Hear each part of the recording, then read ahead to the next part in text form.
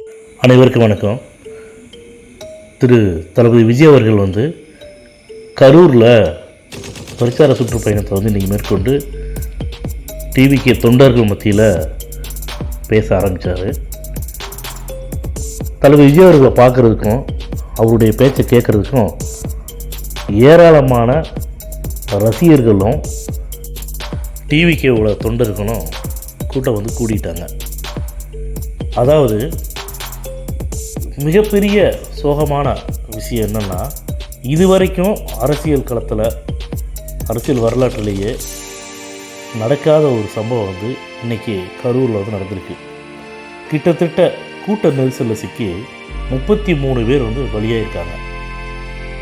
இந்த பலியானதுக்கு யார் காரணம் அப்படின்னு சொல்லி கேட்டோம்னா, அதாவது தனிப்பட்ட மனுஷனாகவே ஒரு காமன் மேனாகவே நான் பேசுகிறேன்.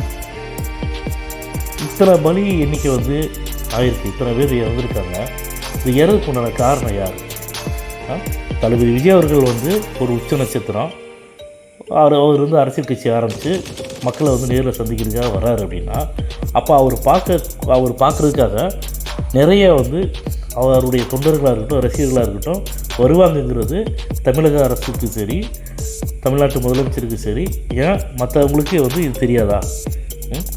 அப்போ விஜய் அவர்களை கூடக்கூடிய கூட்டத்துக்கு ஒதுக்கின இடம் பாருங்களேன், எப்பேற்பட்ட இடம் பாருங்கள். இந்த இடத்துல அனுமதி கொடுப்பாங்க. அவங்க கேட்ட இடத்த அனுமதி வழங்காமல் இவங்களே ஒரு இடத்த அனுமதி கொடுத்துருக்காங்கன்னா, இதில் ஏதோ ஒரு அரசியல் சூழ்ச்சி இருக்குதுன்னு நீங்களாம் தெரிஞ்சுக்கிறீங்களா இல்லையா? எவ்வளவு கூட்டம் கூடினாலும் சரி, ஆனால் நாங்கள் அனுமதி கொடுக்கக்கூடிய இடம் சின்ன இடமாக தான் இருக்கும் அப்படிங்கிறதுல அவங்க ஒரு மைண்ட் செட் ஃபிக்ஸ் பண்ணிவிட்டு அவங்களுடைய சௌரியத்துக்காக அனுமதி வழங்குறாங்க. ஆனால் இந்த ஆடியோவை கேட்டிருக்கக்கூடிய மக்கள் அனைவரும் நீங்களே யோசிச்சு பாருங்கள். தளபதி இப்போ நடந்த சம்பவத்துக்கு தளபதி விஜய் அவர்கள் காரணமா, இல்லை இந்த இடத்துல பேச சொல்லி அனுமதி வழங்கின தமிழ்நாடு அரசு காரணமா? நீங்களே சொல்லுங்களேன். இது யார் மேலே தப்பு? இவ்வளோ பெரிய சம்பவங்கள் நடந்துருச்சு.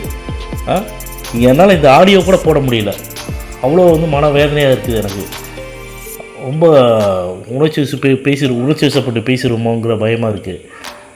இத்தனை உயிர் எண்ணிக்கை அதிகமாகிட்டு போயிட்டே இருக்கு. 33 பேர் இறந்துருக்காங்க. இன்னும் ஒரு சில பேர் உயிருக்கு போராடிட்டு இருக்கிறாங்க அப்படிங்கிற தகவல் செய்தி மூலமாக நம்ம தெரிஞ்சுட்டு இருக்கிறோம்.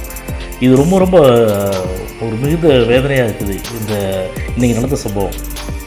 இதுக்கு யார் காரணம்? முடிவை நீங்களே சொல்லுங்களேன்.